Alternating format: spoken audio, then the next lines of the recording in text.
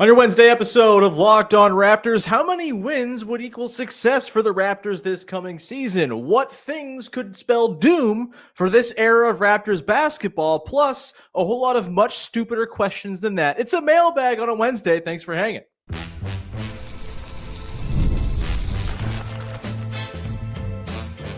You are Locked On Raptors, your daily Toronto Raptors podcast, part of the Locked On Podcast Network. Your team every day. Hey, what's going on? And welcome to another episode of Locked On Raptors, part of the Locked On Podcast Network. Your team every day. It is Wednesday, August the 27th, and I'm your host, Sean Woodley. I've been covering the Toronto Raptors now for 11 seasons on various platforms. You can find all my work over on Blue Sky. You can find the show on Instagram. You can join us in the Locked On Raptors Discord server. Link in the description of the podcast. Plenty of Love Island reunion reaction going to be going on in there over the course of the next couple days. As I finally caught up on it. By the way, Love Island will come up later on the show. Sorry to those who don't care about Love Island, but I got to answer the mailbag questions that come in. And I promise it's Raptors related. Yes, we are going to do a mailbag show today. We do have some very dumb questions because it's the summer. We'll get to all that near the end. We're also going to talk about, basketball things as well. The bar for success for this team going into the year. How many wins do they need to qualify this as a successful year? Plus, we'll get into some other questions about Immanuel Quickley and some potential bugaboos and downfalls of this team build. We'll do all that coming up later. But first, today's show is brought to you by our friends over at Monarch Money. And you can go check out Monarch Money right now. You can take control of your finances with Monarch Money. Use code LOCKEDONNBA at monarchmoney.com for 50% off your first year. And yes, let's get off and running here on a Mailbag Wednesday edition of the podcast. Got some good ones in from the listeners in the Locked On Raptors Discord. Of course, that's always the place to go if you want to get your questions answered on the show. And yeah, at this time of year, when there's not a whole lot going on news-wise, I'm liable to dip into some silly, dumb questions to close out the show in the final segment. Boy, oh boy, do we have a couple of those to wrap things up. Let's start, though, with an actual basketball question with some pertinence and importance for the team as it's getting set to play in 2025-26. Anthony T. in the Discord asks, assuming health isn't an issue for this Raptors team this season, what's the number of wins necessary for it to be considered a quote-unquote successful season coming out of the rebuild? I think this is a really good question and probably is one that's going to have a lot of different answers depending on who you are, depending on sort of what your sort of philosophy as someone who watches basketball and is a fan of a team is. For me, I think, look, it would be awesome if they won in the mid-40s and were a top 6 team and, solidified a playoff spot without having to do the play-in rigmarole. That'd be amazing. I think that would be very obviously a success. But I also think there is room for there to be success or to qualify this year as a success if there's maybe, fewer wins than 45, 46, 47, which I think it's on the table for this team to go win that many games. But if it's something like 42, 43, even like a 500 year where good individual storylines are taking place with certain players. And, the record is more a byproduct of maybe some guys being on the team that are not going to be part of the team long-term or, just being in a tough league where there's just like a lot of talent and sometimes you're just going to lose on given nights. But I think if you couple like somewhere in the 40s, whether it's, 500 or slightly better, plus individual growth from, your bench guys, Grady Dick, Jacoby Walter, Colin Murray-Boyles has a nice first year, all that. And then I think, kind of figuring out exactly what you have in Immanuel Quickley and Scotty Barnes and Brandon Ingram and Jakob Poeltl and RJ Barrett and how it all fits together. Like, I think if you come out of this year with a little bit more clarity on what the next steps are for this team build, whether you determine someone needs to be moved, whether you determined no one needs to be moved, and it's just like, okay, we have a group here that we think can go and compete. All of that, I think, goes into whether or not it's a successful year or not. So if you can draw some like hard conclusions by season's end, I think that is part of it being a successful year. This is not all about optimizing the win total, though certainly winning a lot of games would be nice. It would make a lot of these questions a whole lot easier to answer if you are Bobby Webster, if you're the front office trying to chart the path forward for what is a team that's in a kind of a weird spot. I also think, too, another thing that would kind of qualify as success for this team is, really kind of revealing that the guys they've paid money to, Brandon Ingram, Scotty Barnes, Jakob Poeltl, Immanuel Quickley, are all not only like worth their contracts, but go from maybe being not super, ideal trade assets this summer into being guys who you in theory could move in an upgrade trade, and a team would be happy to take that guy on in a year's time if that is the path they decide to take forward. And we know this franchise under Bobby Webster, and I think just kind of generally philosophically speaking, is always going to be opportunistic, always looking to be maneuverable. And the whole idea of having a bunch of guys on reasonable contracts that can be easily traded when attached to other stuff to go and find upgrades, like that's always been, I think, the MO for how this front office wants to operate. They don't want to be in a position where they can't be, maneuverable with the players they have on the roster. And so if you get through this year, and even if you win 38 games, but Immanuel Quickley turns out an awesome season and Brandon Ingram looks like Brandon Ingram again, and Scotty Barnes looks at home in a more sort of streamlined role for him offensively, where you can, kind of shine defensively as well, then I think, the other stuff on the team can sort itself out. If all those things happen, I think they probably win in the mid 40s anyway. Like that all is stuff that would happen in, I think, a best case outcome for this team. But yeah, it's an interesting question. Like, I think, you don't want to be in a situation where you come out of this year and you feel like you haven't learned anything. You don't want to feel like you still don't know exactly how good Immanuel Quickley can be and what, how worth it his contract figures to be. Or you don't want to come out with a little bit of buyer's remorse on having paid Scotty Barnes the max before you technically had to pay him the max. I think it's going to work out just fine with Scotty Barnes. He's on the fund max. It's not like he's making 30% of the cap or anything like that. He's still in the 25% max. And so I think it's going to end up just fine. But yeah, you don't want to come out of this year, and there's also a world where they're talented enough to win 44 games, but it just kind of feels icky. It feels clunky. It feels like maybe the sum of its parts thing isn't going to work, and you just kind of talented your way to a bunch of wins. And, maybe you're still finding yourself in a bit of a sticky situation when it comes to moving on from guys into, improving the roster and finding upgrades and improving the fit, things like that. There's 100 different courses any season can take, 1,000 different courses a season can take.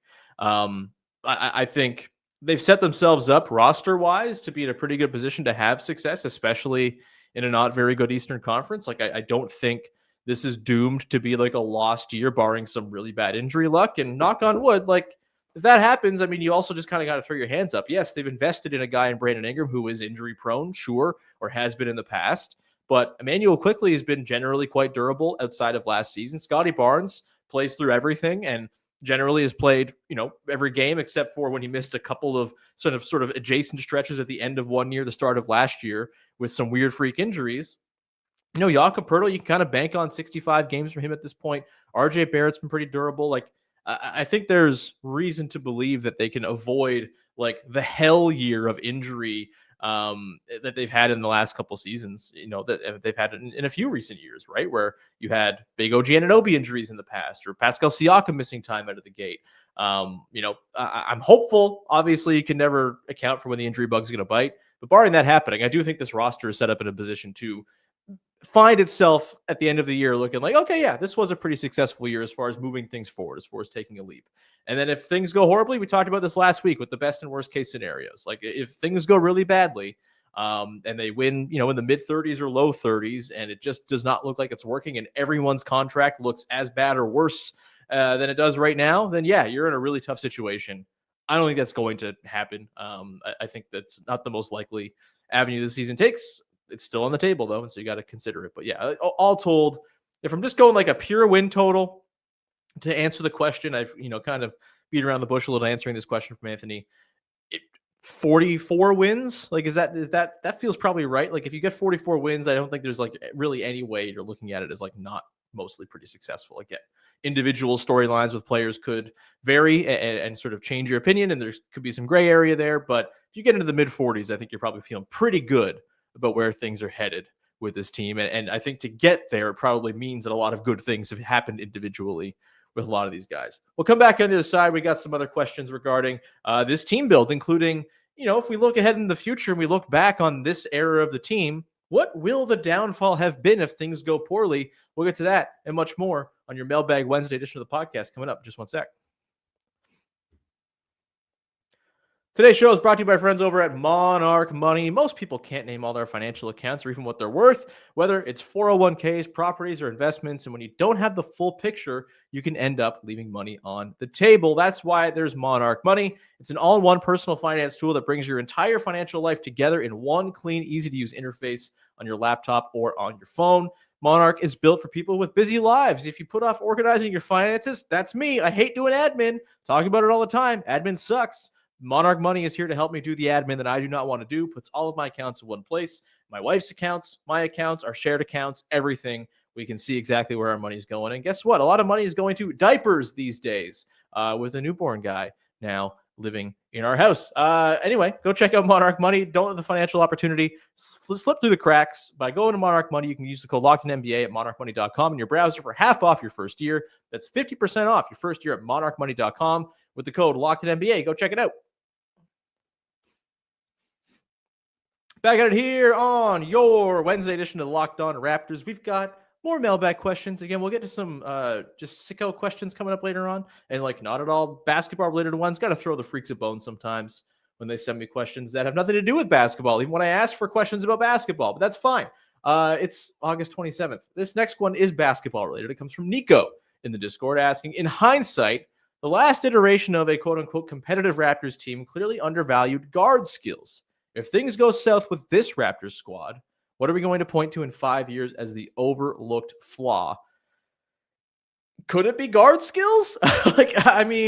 Right now they have Immanuel Quickley, who I trust as a good guard. You will see exactly. There's another question on Quickley coming up in a second here. We'll dive into more on him, but I'm a believer in Quickley being a good player, a productive, winning, driving player. Beyond that, it's anybody's guess what comes from the guard rotation, right? I think we're all hopeful about Jacoby Walter. I think he's got a bit of just kind of the juice you need to be successful in the NBA. I believe in Jacoby Walter, but he's going to be in year two. It might take him some time to come along. And right now, I think the defense is well ahead of where the offense is with him. And so it's far from a sure thing that he figures the offense thing out. And I think the sort of vision some have of him is a secondary ball handler or a point guard off the bench type. That feels a little ambitious, at least for right now. Jamal Shed, I'm really hopeful for Jamal Shed being just your classic sticks around the NBA for a long time as a solid backup point guard guy, but I don't think there's a ton of ceiling on top of that. I don't think there's a lot of room for sort of outperforming that projection if he is going to end up there. Really good defender. We'll see about the three-point shot. He showed some signs last year, some mechanical changes that worked for stretches and then kind of fell off near the end, and we'll see how it translates into the new year. But I don't think Shed or Walter are guaranteed guys who are going to help bolster this guard rotation. And beyond that, I don't really look at RJ Barrett as a classic guard. I think he does more forwardy things, more sort of wing slasher type things. He can run a little pick and roll here and there, but doesn't have a pull up 3-point shot. And maybe that's the thing, right? The guard skills, one of the most important guard skills for just making functional NBA offense run is pull up 3-point shooting. And I think you could argue, as much as guard skills were the biggest lack of anything the Raptors had back during the Division 6-9 era, it was also just they didn't have anyone with pull-up juice outside of Fred VanVleet. And if you have forwards and wings and, guys who can offer that skill, in lieu of guards, then, it can kind of help fill in the gaps. I do think in the form of Brandon Ingram, they have someone who can provide more pull-up juice beyond just Immanuel Quickley. So that's helpful. I think other stuff too, if we look back at this team in 5 years and say they just didn't have enough wing defense to really get by in the modern NBA, I don't think that would be crazy. I'm hopeful for Scotty Barnes, who I think has just made huge strides as an all-encompassing, very good defender. Do you want him being your, go-to wing shutdown guy? Not necessarily, but he can do it when you need him to.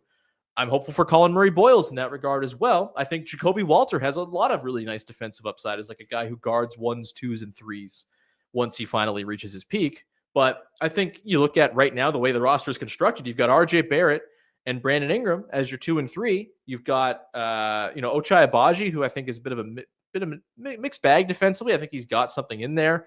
He's got some nice playmaking chops defensively. He hasn't really been a lockdown, shutdown dude, and probably is more in the Walter vein of guarding 1s, 2s, and 3s than really kind of loading up and guarding those big super wings around the league. then you got Grady Dick, who we talked about yesterday, just like not a very good point of attack defender. I think in today's NBA, having switchable wing defense is a pretty big deal. And there's a real chance the Raptors just don't have enough of it as currently constructed. And again, things can change. Colin Murray Boyles could totally just be like, yeah, no, I've got it locked down. Don't you worry. I'm your guy for this. And, in 5 years' time, we don't look back at this as being an issue. But yeah, the guard thing, like if they don't have more guards, like it's why I was kind of an advocate and still am not like against the idea if the Raptors wanted to go trade for Malik Monk. I know he's kind of fallen out of favor. His player style is not really in favor across the league right now, but he can dribble a basketball. And having guards who can dribble turns out pretty important. The Raptors right now have one guy that I think is like trustworthy as a guy who can dribble. And he's someone who, has just as much, if not more, utility away from the ball. And so, yeah, guard play, I think, could be a downfall of this era, along with the wing defense thing. Again, I think there's reasons to think that they can kind of fill in those gaps as you go forward. Maybe they can find a trade if they are going to move RJ Barrett, as was reported last week, as a possibility by Jake Fisher. Maybe there's a move where you turn RJ Barrett into more of a sort of classic guard type and maybe a 6-man type guard, whatever. All kinds of ways they can go. But those, I think, are the two things that stand out to me as like the things that could be the little cracks in the foundation that in theory cause this thing to completely blow up. And in 5 years' time, we'll look back at them and say, damn, they really messed up on those things, huh? Next one here comes from Bashara 6209 in the Discord asking, I've watched every game since Immanuel Quickley has been on the team, and I still don't have an idea of what to expect from him. Is he / can he be a discount Tyrese Maxey? Is he the ultimate swing guy on this roster? Ultimate swing guy is interesting. I think it's probably Brandon Ingram. Like the sort of the high-end outcome and the low-end outcome of Ingram, I think probably has the biggest sway on whether or not the team is successful this year or not, but Quickley certainly on the short list. He's very important. He makes a lot of money. Like he's got to be good. As far as what to expect from him, I think the Tyrese Maxey thing is probably a little bit off. Like Maxey's way more of an on-ball guy, a real rim pressure demon, a guy who can score at the rim really effectively. That's never been Quickley's strength. I think for me, like Quickley, I think there's this notion for some who just like want to see him like off the ball entirely and like never running pick and roll and stuff. I think that's wrong. Like I think he's very clearly shown quite an aptitude for running pick and roll, for being a drive and kick creator. I think the floater is going to come back. It's historically been a very good shot for him. It hasn't been in Toronto. Got a little better last year than it was at the back part of 23-24. And I think just with like more space, more time to kind of just get the feel and rhythm down. It's a very rhythm-based shot, his floater, and I don't think he had much time at all last year to establish any kind of rhythm. I think there's a better 2-point scorer in there, especially from that sort of 6 to 10 foot range as a floater threat. And I think he's a good pick and roll creator. I think his pull-up shooting means that him being on the ball is a really important thing.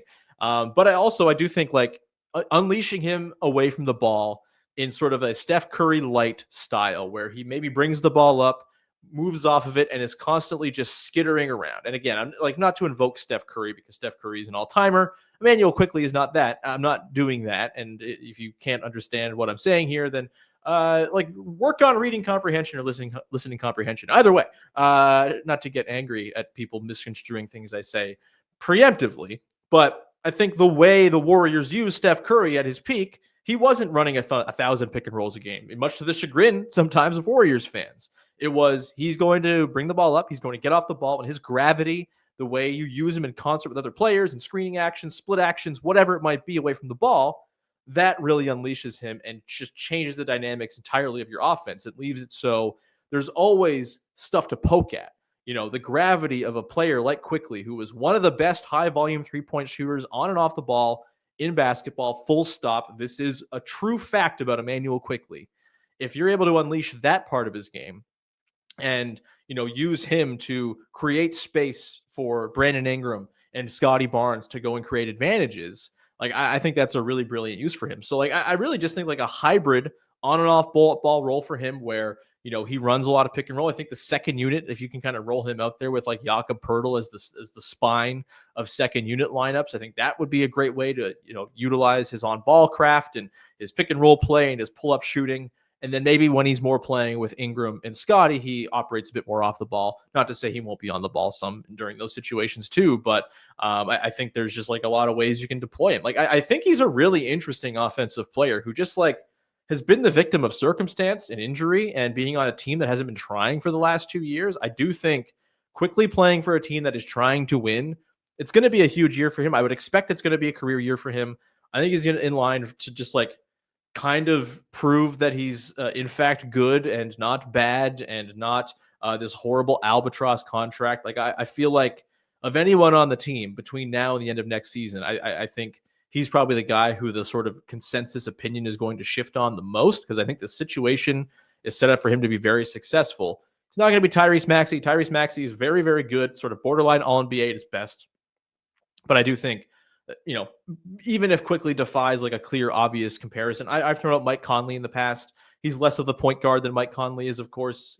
Mike Conley is a wizard of sort of possession management and setting guys up. But I do think that sort of pass and threes point guard is very much what Quickley figures to be. And I think this is going to be a year where we kind of actually get to see it. Last year, a lot of missed opportunity, total false start on the year. And then by the time he was playing, the team just didn't care anymore. And I just think it's tough to evaluate anything and pull conclusions, negative or positive, frankly. But I do think there was some good stuff that happened when he played last year that's worth sort of believing in, considering like they didn't just pay him money for no reason. Like they clearly have identified stuff that he does well. And maybe they misidentified it a little bit and maybe misplayed the market. But like he's a good basketball player who has valuable skills for a modern basketball team, and I think it's really going to shine this coming year. We'll come back on the other side and get stupid with the mailbag. We've got like a couple Raptors-related ones, one Raptors-related one, and then some non-Raptors stuff where you get to learn more about me and my good opinions on other things. We will do that coming up in just 1 second. Before we continue, just a quick, important request from us here at Locked On. Locked On wants to hear from you. We've put together a survey to learn more about our listeners and make your favorite podcasts even better. This is your chance to tell us what you like, what you don't, and answer questions about our advertising. Go to lockedonpodcast.com/survey to get started. Everyone who completes a survey will be entered for a chance to win one of 10 $100 Amazon gift cards. Again, that's lockedonpodcast.com/survey. It's pluralized on the podcast. You can also go to the QR code if you're watching on the screen, or you can go find the link in the show notes. Thank you for helping us out at Locked On. You're the best. Wrapping it up here on the mailbag here on Wednesday. And we got some dumb questions to rattle through, including one that I kind of alluded to earlier that I think has like a lot of fun potential. It might end up taking most of the segment. So apologies if I don't get to all the other stupid questions that came in from the people in the Discord. But yeah, if you have stupid questions that are, good for the final segment on an August Wednesday, please send them on in the Discord. I'm not going to get to all of them. Sorry, Duncan, who's a regular, prolific, insanely stupid question asker in the Discord, but we got one Duncan one coming up later on, which I don't know if anyone will find interesting. It's probably the least silly and dumb of all of his questions, but some of them are just way too inside jokey. Anyway, Nico asks, if you could do a Love Island type reunion after one Raptors season, what year would make for the juiciest TV slop? 2023 post nurse exit could be our very own Huda Gate. If you haven't watched Love Island, first of all, get educated, watch Love Island. It's the best terrible show ever. You get all the worst people in the world on an island and they date each other, and it's awful and awesome at the same time. They do psychological tormenting of them. It's the very best, the most online brained people you'll ever see. And that's me, a very online person throwing stones. I don't care. These people are insane. As far as you're familiar with the reality reunion show. If you're not familiar with Love Island, I'm sure, where, you get the reality show together, the reality show happens, and then Andy Cohen or someone, mostly Andy Cohen, runs a reunion show, kind of talking about all the drama that took place during the season. They're often quite disappointing. Frankly, I would say this year's Love Island reunion was quite disappointing. But thinking about Raptors history, there are a lot of contenders for this as far as years I would just like to go and revisit and have everyone tell all about what happened, why things went wrong, who hated who, and all of it. Obviously, the post-23 season is a really good one. You have Nick Nurse just telegraphing he's going to leave a couple of weeks before the end of the year. You have, the front office, I'm sure, was quite split on the Jakob Poeltl trade and whether to make it or not. I'm sure you had, obviously there was the Fred VanVleet, Scotty Barnes, Pascal Siakam, OG Anunoby, the friction specifically between Fred and Scotty Barnes. Post 2023, you get the play-in debrief as well, where they lose because DeAndre DeRozan was screaming too loudly during free throws, more or less. That would be a really, really good one. It's a great pull by Nico. I got a couple other candidates, though. I honestly think post-championship year wouldn't be like a negative thing. It would be a lot of fun, but like there was clearly like some stuff that was going on with that team before they traded for Marc Gasol and really kind of figured out what they were. I would love to get a bit more of a behind-the-scenes look at that 2019 season, specifically get Kawhi on a panel to talk about it. Maybe he wouldn't talk about it, but if you make it contractually obligated to talk about the season you were on, like they do with reality shows, then maybe there's something there. Obviously, there was, it wasn't like discontent necessarily, but it was like a very stressful year. And you for the first year of Nick Nurse, do you have any good Nick Nurse stories in there? That's one. It's not maybe the greatest one. The 2014-15 season, I think, will be an interesting one where they get swept by the Wizards. You have Lou Williams kind of like commandeering the offense and being Lou Williams all over the place. Patrick Patterson, I think, was always someone who like very good reality panel guest, I think, probably like unafraid to spill tea. That's a good year. But then you go back, and I think the two real clear ones are 2003-04. You get Vince Carter back on after getting traded away. I guess this is 04-05, sorry. So 04-05, you get Vince Carter back.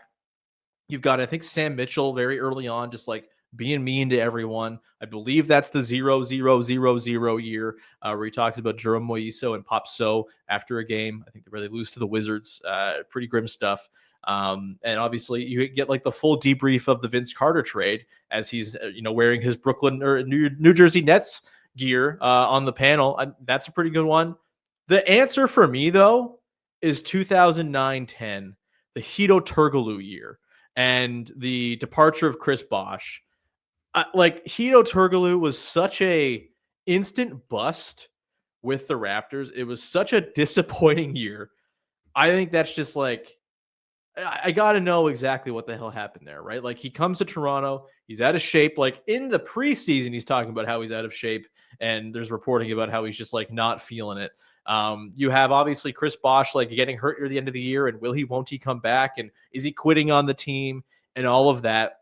But like just the Hedo of it all, I really got to know the behind the scenes and kind of get the review because I feel like everyone hated Hedo that year, and I wonder how much of like just the nightmare that was the Hedo situation compounded by the previous year where they had Jermaine O'Neal on the team and that didn't work out. How much of that led to Chris Bosh leaving? Obviously, like leaving to go play with the Miami Heat was, I think, a pretty attractive thing for Bosh to do anyway. But yeah, an end of year reunion of the 2009-10 Raptors where it all fell apart, I think would be a pretty good one because that team was wildly disappointing. They missed the playoffs. They were just like not it. And I think, the Hedo thing, I think, really makes me want to know exactly what the hell happened with that team because it just did not work from the second Hedo became a Raptor. All right, let's rattle through a couple of stupid questions from the audience. This one comes from Duncan. What's your all-time favorite Tim Hortons location? Of course, the only answer here is the one at which I served fine coffee, bagels, sandwiches, everything else that is on the Tim Hortons menu, which is like not a whole lot else.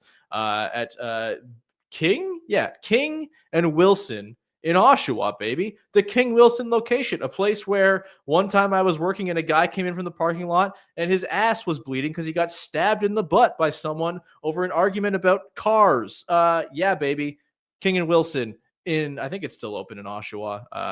It's the best one because I worked there and I was serving up them Timbits. Real nice. Next one here comes from Loquacious Drew asking, best all-purpose condiment to have at all times. Strange question. I think this implies that you're just like carrying this around with you, akin to that Friends episode where Joey just has a fork at all times in his pocket. So I guess you just like have a condiment on hand. I think it's probably just like a basic like Cholula hot sauce for me. There's not many things that I think aren't like improved a little bit by just a little extra kick. And so that's probably the answer. I'm not really going like, I'm not bringing ketchup around. Mustard's good, but it's not as versatile. There's some things it just doesn't really work on. But I think anything you might just like happen into, I guess in this world, it's just like sandwiches and foodstuffs are falling into your lap and you just got to put a condiment on it. Strange question. I think just like a regular Cholula hot sauce is probably the answer here. But there's all kinds of good ones. Like soy sauce, pretty damn good. I mean, that's again not as versatile. It's kind of for one's style of cuisine, but yeah, I think just the classic hot sauce is probably the go-to answer here. And then last one here from Loquacious Drew. What are your top 3 TV shows of all time? Yeah, it's August, baby. We're talking about my favorite television programs. Love Island is right up there. I mean, it's terrible and I hate it, but I love it. But if I'm actually going top 3, it's like very like rote to be like The Wire is one of my favorite shows. But like, yeah, like The Wire is one of my favorite shows. It's really damn good. I've seen it many times through. It's again very chalk to be like The Sopranos. I think The Sopranos are like just outside my top 5. I think if I'm going top 3, it's The Wire, it's The Americans, and it's a little show called Taskmaster. If you haven't watched Taskmaster, do it. It's the best. It's the best British panel show. They've got like 19 seasons of it. It's just really, really funny and stupid and creative and silly and the best. So yeah, The Americans, Taskmaster, The Wire, probably my top 3 of all time. And you can watch all of Taskmaster for free. So you should go watch it because it rocks. Anyway, we're going to leave it there. Thank you so much for rocking with the show, sending in your questions, for engaging in the Discord, all that good stuff. Again, you can join the Discord anytime. Link in the description of the podcast. It's free to join, and it is a great way to get your questions in for the podcast. Reminder, please go answer the listener survey as well. Link in the description of the podcast as well. Much appreciated when you go ahead and do that. We'll be back again tomorrow. Topic TBD. Also, I'm working on some episodes for a couple weeks from now when I'm away on vacation, where I'm going to be talking with all of the hosts of Locked On hosts, covering teams that are kind of in the Raptors section of the Eastern Conference: the Pacers, the Heat, the Bucks, etc., etc. Looking forward to getting those conversations with my fellow Locked On colleagues out there into the world as well. And in a couple weeks when I'm away on vacation, I think Vivek's going to pop in and host a couple episodes again, because he knows how to do all the posting stuff now, so I can easily go on vacation and just hand the keys to him. It's beautiful. Either way, thank you so much for being here, rocking with the show. We'll talk to you again on Thursday. Thanks for hanging. Bye-bye. Damn it.